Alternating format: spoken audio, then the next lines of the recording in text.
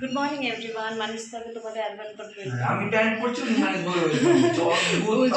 আমি বয়স লজ্জা লাগা এখানে প্যান্ট পরে হলো বাজারে যাচ্ছে। আমাদের অবস্থা দুজনের খুব শোচনীয়, বলবো না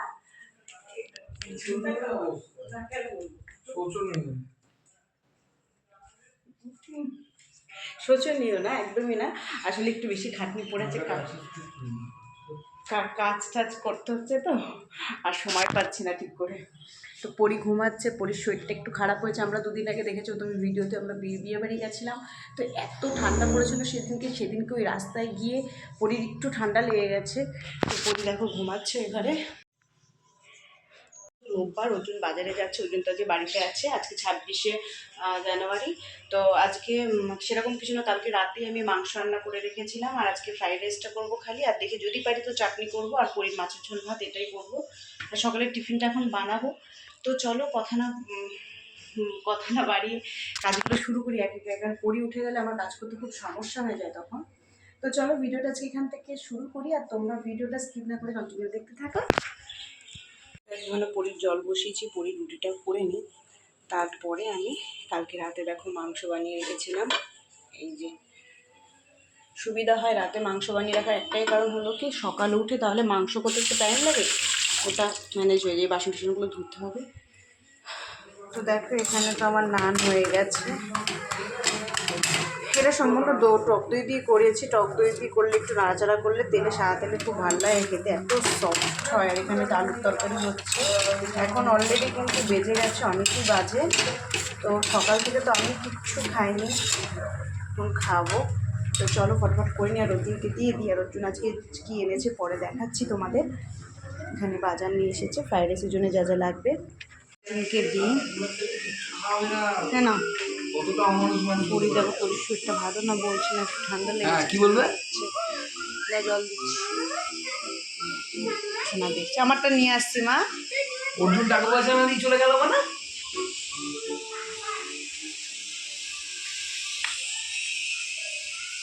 কাজের লোক নেই, বুঝতেই পারছো, একটু ব্যাপারগুলো হেক্টিক হয়ে যাচ্ছে করাটা। তো আমি যেহেতু বাড়ি যাবো তো অর্জুন খুঁজে রাখবে এখানে, স্যালারি পেলে আমি দিয়ে দেবো। তাহলে খুব সমস্যা হয়ে যায়, ব্যাপারগুলো হেক্টিক হয়ে যায়। যেহেতু বাচ্চা আছে, বাচ্চা নিয়ে করাটা একটু ডিফিকাল্ট।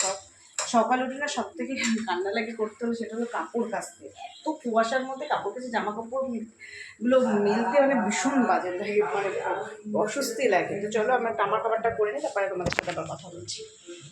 তো এ দেখো রান্নাবান্না তো শেষ হয়ে গেছে, মানে এ দেখো ফ্রাইড রাইস করেছি এখানে, আর হলো মাংসটা করে রেখেছি কালকে রাতে, তোমাদের বললাম। এখানে চিকেন করা আছে, আর কিছু না। আর হলো পরির ভাত আর মাছের ঝোল করেছি।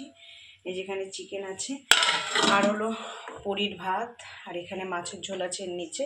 আর এই বাসনগুলো মাজবো, তার আগে ফটফট করে ঘরটা গুছিয়ে নিই, কারণ অর্জুন আর পরি একটু নিচে গেছে, একজন এসছে বাসায় দেখা করতে।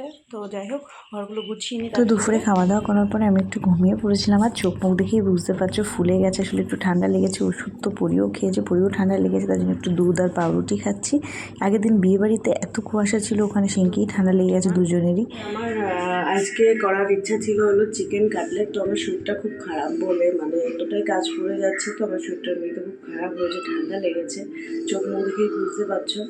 তার জন্যে আজকে সন্ধ্যেবেলা আর করিনি, দেখলে যে দুধ আর পাউরুটি খাচ্ছি। তো ভাবলাম যে এখন না করলে আর করা হবে না, তাহলে যদি রাতেই করে রাখি। তো চলো চিকেন কাটলেটটা করি আর তোমাদের সাথে রেসিপিটা শেয়ার করি। তো চলো করা যায়। 200 মাংস আছে, এই মাংসটা আমি আগে ধুয়ে নেবো। তো চলো মাংসটা ধুয়ে নিই, ব্রেড ক্রাম্বস বানিয়ে নিই আগের দিনের মতো, সব গুছিয়ে নিই, তারপরে তোমাদের দেখাচ্ছি।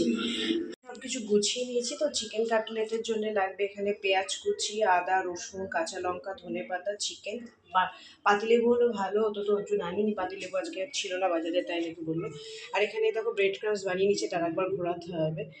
চলো মিক্সিতে মাংসটা পেস্ট করে নিই। তো এর মধ্যে দেবো আদা, ধরো আদাগুলো সব মিশিয়ে নিচ্ছি। এর মধ্যে আদা, কাঁচা লঙ্কা, চিকেনটা মিক্সিতে নিয়ে নিয়েছি, এর মধ্যে দেবো আদা, কাঁচা লঙ্কা আর রসুন, ধনে পাতা দেবো। ধনে পাতা দিয়েছি, তো মিক্সিটা ঘুরিয়ে নিই চলো। তো এর মধ্যে দিয়ে দিয়েছি পেঁয়াজ কুচি, গোলমরিচের গুঁড়ো, এখানে দেবো কাশ্মীরি লঙ্কার গুঁড়ো,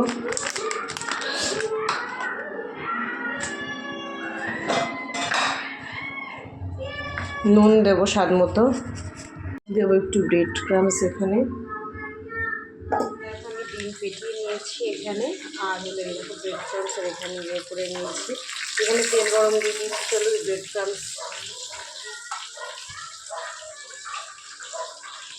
ক্রামস দিয়ে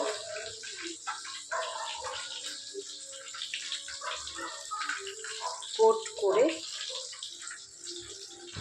তো এখানে সবগুলো আমি করে নিয়েছি, আর একে একে এখানে গরম তেল বসিয়ে দিয়েছি, তো এক এক করে ভেজে নিয়েছি। আর এই দেখো তৈরি হয়ে গেছে, আর খেতেও কিন্তু ভীষণ ভালো হয়েছিল। তো চলো ভিডিওটা যেখানেই এন্ড করলাম, টাটা।